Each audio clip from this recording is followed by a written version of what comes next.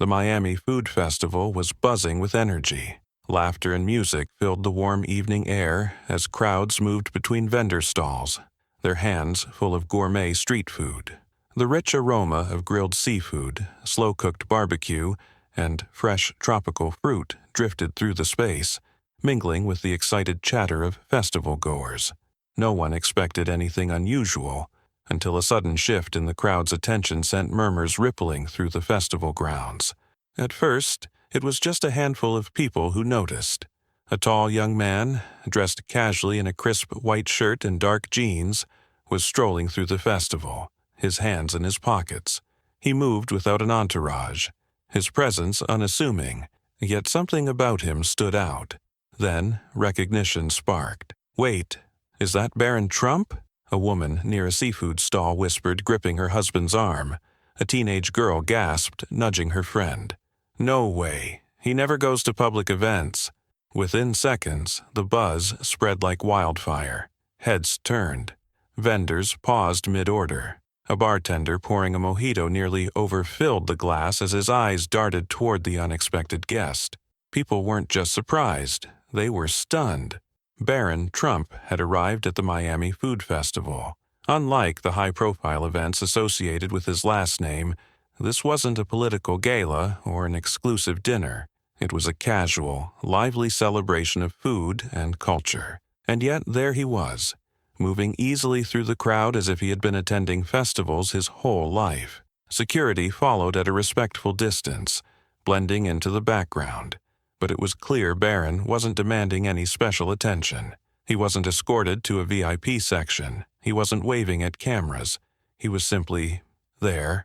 A few festival-goers debated whether they should approach him. Finally, a young man, no older than 17, worked up the courage.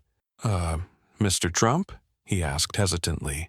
Barron turned, a smirk tugging at the corner of his lips. "Just Barron," he corrected smoothly. "And yeah, I heard the food was good." The crowd chuckled, tension easing. But before the moment could settle, something happened. Something no one saw coming. And by the next morning, it would be the headline. Not just Barron's appearance. The energy of the festival had shifted. What had started as a normal evening of great food and music had now turned into a spectacle. Barron Trump was here, and everyone knew it. But just as people were beginning to process his presence, something unexpected happened. A man in his early 50s, dressed in a chef's apron, stepped out from behind one of the busiest food stalls. His face was flushed from the heat of the grill, and his hands were still dusted with spices. He wiped his brow with the back of his arm, his gaze fixed on Barron. "You," the man said, pointing.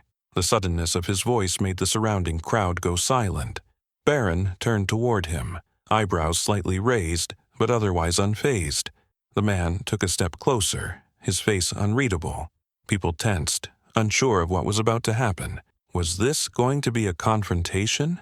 A heated exchange? And then he grinned. "I knew it," he exclaimed.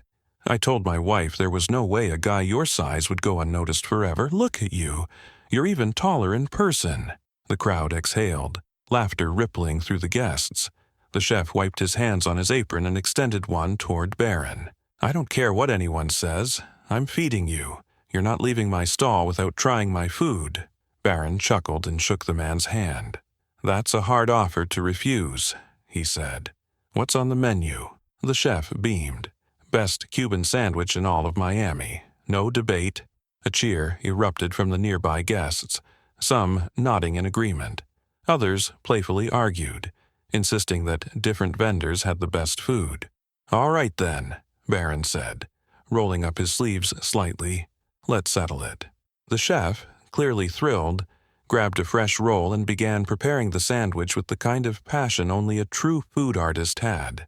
As he worked, more people crowded around, their phones up, capturing every moment. The night had started as just another festival, but now, it felt like something bigger, something spontaneous, unscripted and electric. And little did Barron know, this moment, his simple choice to accept a meal, would lead to an even bigger surprise that no one in the festival saw coming. The festival crowd leaned in as the chef worked his magic, layering slow-roasted pork, ham, Swiss cheese, pickles, and mustard onto the fresh Cuban bread. The griddle sizzled as he pressed the sandwich down, the golden crust crisping to perfection. Barron Trump stood by, arms crossed, watching with genuine curiosity. It was clear that, despite being the center of attention, he wasn't uncomfortable. If anything, he was enjoying the unexpected moment. "All right, kid," the chef said, plating the sandwich and handing it over. "Let's see if you can handle Miami's finest." Barron smirked, grabbing the sandwich with both hands. "No pressure, right?" he joked, causing a few chuckles from the crowd. He took a bite. The moment he chewed, the crowd held their breath, waiting for his reaction. He nodded slowly. "Okay, that's actually amazing." A cheer erupted, people clapping and laughing. The chef pumped his fist. "I told you!" But before the moment could settle, someone from another food stall called out, "Best Cuban sandwich, hold on now." A rival chef, standing just a few stalls down, stepped forward with a playful grin. He was younger, maybe in his late 30s, and had been listening closely. "That's a bold claim. You can't say that unless he's tried my Cuban sandwich." The crowd gasped, then laughed. The challenge was on. Barron wiped his hands with a napkin, looking between the two chefs. "Are we about to start a food war?" The younger chef grinned. "Miami's been debating this for years. You're just the right person to settle it." More people gathered, phones recording, as the second chef quickly prepared his version of the iconic sandwich. The energy in the festival had completely changed. What had been a casual meal was now a full-blown food showdown, with Barron Trump at the center. "All right," Barron said, grabbing the second sandwich. He took a bite, chewing carefully, making a show of really thinking about it. The two chefs leaned in, waiting for the verdict. The crowd grew silent. People whispered, trying to predict what he'd say. Finally, Barron swallowed and looked at both chefs. "I'll be honest," he said, smirking. "I don't think I can pick a side, but I can say this. Miami wins either way." The crowd exploded in cheers. But just as the excitement peaked, someone unexpected entered the scene, and what happened next turned the festival upside down. The energy at the Miami Food Festival was at an all-time high. Barron Trump had just delivered the perfect diplomatic response to the Cuban sandwich showdown, and the crowd loved every second of it. The two rival chefs laughed and shook hands, each claiming a personal victory. But before the moment could settle, another voice cut through the air. All right, if we're really settling Miami's food debates tonight, let's do it right." The crowd turned as a man in a white chef's coat stepped forward, a confident grin on his face. But this wasn't just any chef. The moment people recognized him, a fresh wave of gasps spread through the festival. It was Chef Carlos Mendez, one of Miami's most famous culinary icons. His restaurant had been featured on national food shows, and he was a legend in the city's food scene. If he was getting involved, this was about to become something much bigger than just a friendly festival debate. He walked up to Barron, shaking his head playfully. "Kid, you think you can come to Miami? Try 2 sandwiches and crown a winner? Nope, not on my watch. You're not leaving this festival until you've tasted mine." The crowd erupted. Phones shot up to record. People cheered, clapped, and whistled. Barron, to his credit, didn't look intimidated. Instead, he smirked. "So, now I've got 3 chefs competing for the title?"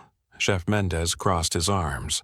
"Miami's food scene isn't for amateurs. If you're gonna judge, you gotta go all the way." The festival-goers loved this.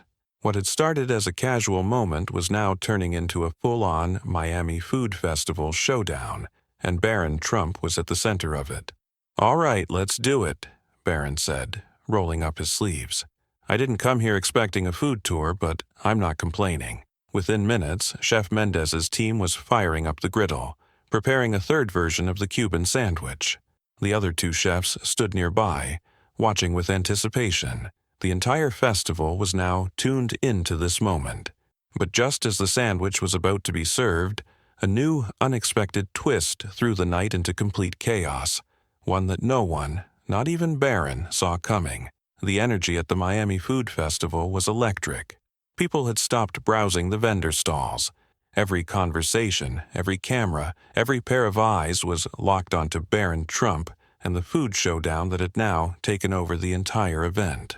Chef Carlos Mendez, Miami's culinary legend, had just prepared his version of the Cuban sandwich, adding a few secret touches that made it different from the others. As he placed the sandwich onto a plate and handed it to Barron, the crowd hushed, waiting to see if this would be the moment that decided everything. Barron took a bite. The crowd leaned in. The other chefs watched closely. Then, before he could even swallow, a loud commotion erupted from the other side of the festival. People gasped and turned. Shouting broke out. Security moved fast, their earpieces buzzing with activity. At first, no one could tell what was happening. Was it a fight, a celebrity arrival, a protest? Barron, still chewing, furrowed his brows and glanced at his security detail. They were already moving, preparing for any situation. And then suddenly, the crowd parted. A group of children came running through, laughing, giggling, completely unaware that they had just interrupted the most talked-about moment of the festival. Behind them, a woman in a volunteer shirt was trying to catch up, breathless and exasperated. "I am so sorry," she gasped. "We were just trying to get the kids back to their section, but they got excited and the children, who looked to be between 5 and 10 years old, were completely unfazed by the tension. One of them, a little girl with curly hair, pointed directly at Barron. "Hey, you're that tall guy everyone's talking about." The festival-goers burst into laughter. Even the chefs, who had been locked in the most intense competition of the night, relaxed.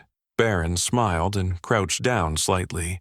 "I guess that's me. What's your name?" "Mia," she said proudly. "And I think I should pick the best sandwich." The entire crowd roared with approval. Chef Mendez grinned. "You know what? She's got a point." And just like that, the entire food showdown took an even crazier turn, because now the judges weren't just Barron Trump. It was Mia and a group of kids, and what happened next would leave the entire festival speechless. The festival crowd erupted into laughter and applause. What had started as a casual meal, then turned into a high-stakes food showdown, had now taken its most unexpected turn. The decision was no longer in Barron Trump's hands. The three chefs, who had been playfully competing all night, exchanged glances before nodding in agreement. "All right," Chef Mendez said, placing his hands on his hips. "The people have spoken. Mia, you and your friends will be our official judges tonight." The kids cheered. The festival-goers loved it. Even Barron, standing back and watching the scene unfold, had to shake his head in amusement. "No pressure, right?" he said with a smirk, as Mia and the kids were handed plates with each of the 3 famous Cuban sandwiches. One by one, they took their bites. The chefs stood with their arms crossed, waiting for the verdict like contestants in a cooking competition. The entire festival held its breath. After a dramatic pause, Mia finally spoke. "I think..." She glanced at the other kids for confirmation, then nodded. "They're all really, really good." The crowd exploded. People clapped, cheered, and whistled. It was the perfect answer, one that honored every chef's hard work while keeping the festival's spirit alive. The chefs laughed and shook hands, agreeing that Miami's food had won tonight, not just one particular sandwich. Barron grinned, giving Mia a high five. "That was a smart call," he said. "You should run for office one day." The crowd loved it. As the festival slowly returned to normal, with people once again enjoying their food and music, one thing was clear. This wasn't just another public appearance. Barron Trump's unplanned visit had turned an ordinary night into something special, and that's the magic of unexpected moments. Tonight, Barron Trump didn't walk into the festival expecting to make headlines. He didn't expect a food showdown, a crowd, or a little girl stealing the spotlight. But he rolled with it. He embraced the unexpected. So, what about you? The next time life throws something unexpected your way, a challenge, an opportunity, or even just a ridiculous food competition, will you shy away? Or will you lean in, take a bite, and make the moment yours? If this story made you smile, share it. Because sometimes the best moments are the ones we never planned.